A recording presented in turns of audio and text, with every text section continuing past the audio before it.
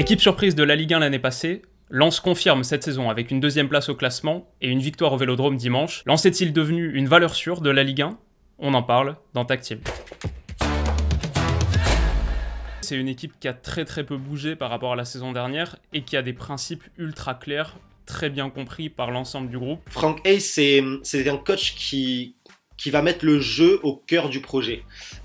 Il l'a dit tout de suite à ses joueurs l'an dernier, soit on met le bus et on voit comment ça se passe, soit on essaye de mettre nos qualités en avant, de développer du jeu. C'est exactement ce qu'il se passe. À Lens, c'est le même système depuis 51 matchs. Depuis que Frank Hayes est arrivé, c'est que de la défense à 3.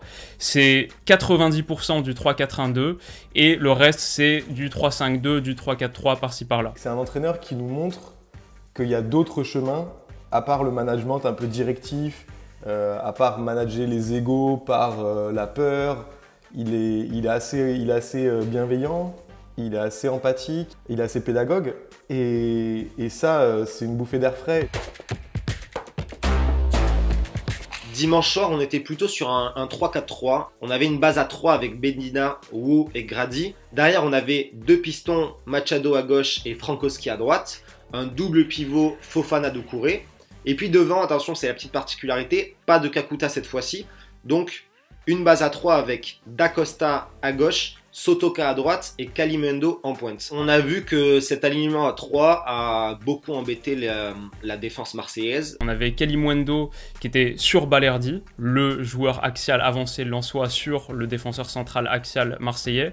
On avait Sotoka qui était sur Luan Pérez et Dani Dacosta sur Saliba. Donc vraiment les trois sur les trois. Plus que le pressing, c'est la compacité du bloc. C'est-à-dire qu'on voyait pas mal de séquences où finalement les trois offensifs ne vont pas chercher, ne vont pas presser les trois défenseurs. Simplement, ils cadrent leur adversaire, ferment les lignes de passe intérieures. Et le bloc est très resserré, il y a très peu d'espace entre les lignes. Mais surtout, on va pousser Marseille à la faute. Et en poussant Marseille à la faute, on aura des situations. Et Lens en a profité. Je pense que sur la première période, c'est 2 tirs cadrés, 2 buts, tout simplement. Lens, cette saison, c'est la première équipe avec le plus de tirs. C'est le record de tirs en Ligue 1. Ils ont 112 tirs au bout de 8 journées. Mais c'est seulement la 15e équipe avec le plus de possession. Avec 39% de possession, en réalité, Lens a été plus efficace que l'OM avec 61%.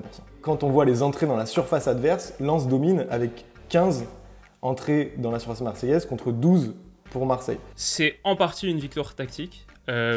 La tactique ne s'anime ensuite qu'avec des hommes extrêmement déterminés, courageux.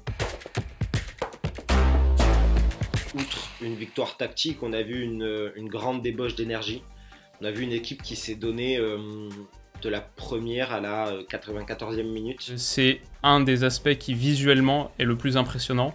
On a quelque part pas tant besoin de chiffres pour constater à quel point la débauche d'énergie lensoise est extraordinaire. Franchement, il y a pas mal d'individus qui sortent du lot.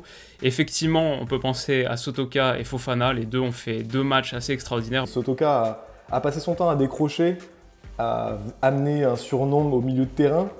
Et là où certains joueurs vont s'arrêter, lui était capable de refaire l'appel derrière la ligne défensive.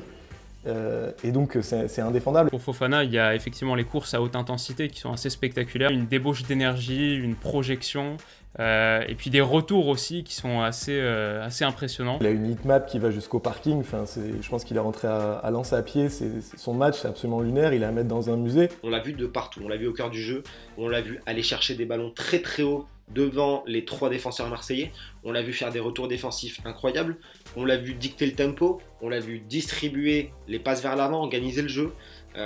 J'ai l'impression qu'il sait tout faire. 81 ballons touchés par Fofana, 62 par Sotoka. Ça peut mettre en lumière leur qualité individuelle et leur performance individuelle. Klaus, à mon avis, n'est plus vraiment très loin de l'équipe de France. Il rentre, 1 minute après, il est impliqué sur un but. Le fait de faire rentrer Klaus et Kakuta autour de la 60-70e minute, quand tu dis que c'est peut-être deux des 3 meilleurs Lensois la saison dernière, et que tu peux les faire rentrer en cours de match au Vélodrome à 2 partout, ça dit beaucoup de choses sur cette équipe. Quand on voit la qualité de ces joueurs sur le banc, c'est là qu'on comprend que Lens est en train de passer un cap. C'est ça qui fait la différence entre Lens et Clermont, c'est que Clermont aussi, c'est collectivement très abouti, mais les individus, c'est 1 ou 2 crans en dessous. Lens, c'est une forme de super Clermont, parce que les joueurs sont encore plus talentueux, encore plus de qualité individuelle. Pour moi, c'est une valeur sûre dans le sens où déjà ils ont confirmé la surprise. On sait que la deuxième saison c'est beaucoup plus difficile. On le voit par exemple avec Monaco. Quand on a un système qui est défini, qui est connu de tous, l'effet de surprise s'estompe. À quel point est-ce que ça peut tenir sur 38 journées? Est-ce qu'au bout d'un moment, il n'y a pas une forme d'effet Bielsa où tu perds ton énergie et ce qui fait le cœur de ta philosophie sur la fin de saison? Lens n'a pas de compétition européenne à disputer cette saison. Donc Lens peut se concentrer pleinement sur la Ligue 1. Pour l'instant, c'est une deuxième place. Là où les adversaires du haut de tableau, eux, vont jouer toutes les semaines. Cette saison, il y a à peu près 6 équipes que je vois dans le top 3, donc ça va être compliqué au bout d'un moment, et c'est peut-être ça qui fait qu'on a une Ligue 1 super excitante, super enthousiasmante, et hier on en a eu un exemple, mais magnifique, quel match. Parce que ça travaille, parce qu'ils aiment le football, parce qu'ils se remettent en question, et c'est un des meilleurs projets de France pour moi.